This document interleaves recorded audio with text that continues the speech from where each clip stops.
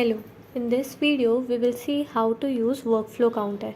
So the most common use of workflow counter is whenever I want to generate a unique ID for every time my bot or my automation is run, I can use workflow counter.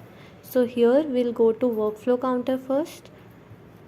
So in initial value I am taking 1 here. This will be the value from which the counter will start.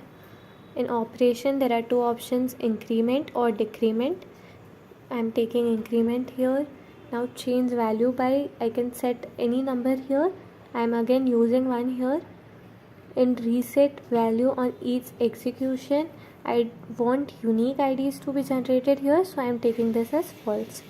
And reset counter when reaches to, I can set a maximum limit here, but I am not doing that here. We will run and save this.